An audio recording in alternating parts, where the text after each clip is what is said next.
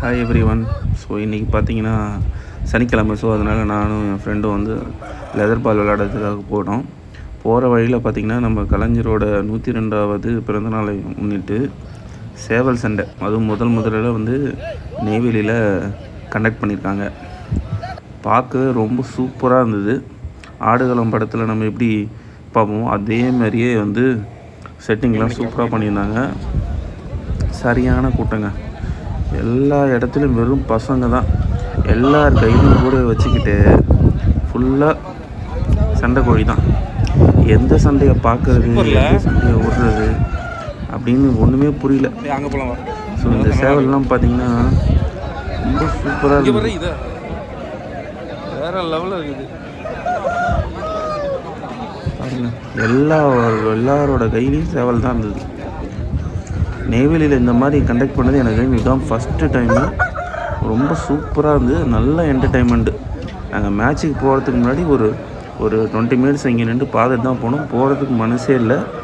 அவ்வளோ கூட்டம், அவ்வளோ சூப்பராக இருந்தது. சின்ன பசங்கள்லேருந்து பெரிய பசங்க வரையும் எல்லாருமே இருந்தாங்க. அவ்வளோ ரசித்து பார்த்தோம். ஒரு சில சண்டைக்கோழி கால்கள்லாம் பார்த்திங்கன்னா முள் ரொம்ப நீட்டாக ஷார்ப்பாக இருக்குது. பயங்கரமாக சீவி வச்சுருக்கானுங்க பசங்க. பாருங்கள், ஒரே நேரத்தில் 2 சண்டை அந்தாண்ட இந்தாண்டையும். செம்ம சூப்பராக இருந்துங்க. நேரில் பார்க்க ரொம்ப ரொம்ப நல்லா இருந்தது. ஆனால் என்ன இதில் ரூல்ஸ் அண்ட் ரெகுலேஷன்லாம் எப்படி இது பண்ணாங்கன்னு ஒன்றுமே புரியல. ஓட்ட விட்டு வெளியே போகுது, டக்குன்னு கையில் எடுத்துக்கிறாங்க. ஆனால் எதுவும் அந்த ரெஃபரி எதுவும் சொல்கிற மாதிரி ஒன்றும் தெரில. இதெல்லாம் எந்த அளவுக்கு ரூல்ஸ்லாம் எடுக்குன்னு எனக்கு தெரியல. பட் பார்க்க ரொம்ப நல்லா இருந்தது. எல்லா சைட்லேயும் ஏகப்பட்ட சேவல்.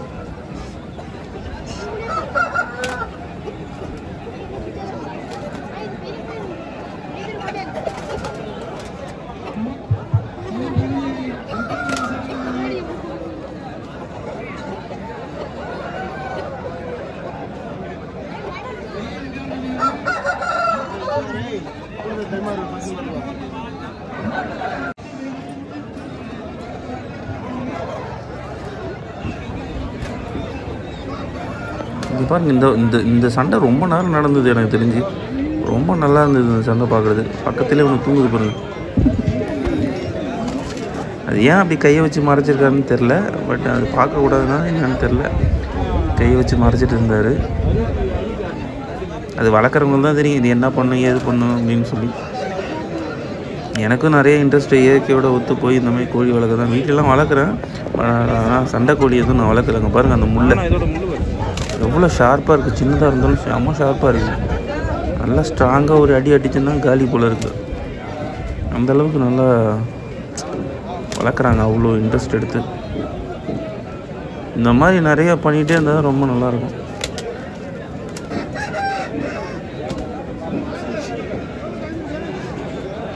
அவ்வளோதான், கோட்டை தாண்டி இந்தாண்ட வந்துடுச்சு. அப்படியே அவங்க வந்து என்ன பண்ண ஒன்று எடுத்துட்டாங்க.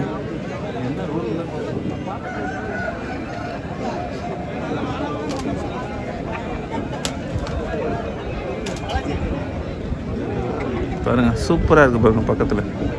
இந்த சேவல் எனக்கு ரொம்ப பிடிச்சிருந்தது. ரொம்ப நல்லா சூப்பராக இருந்தது. நல்லா கலராக.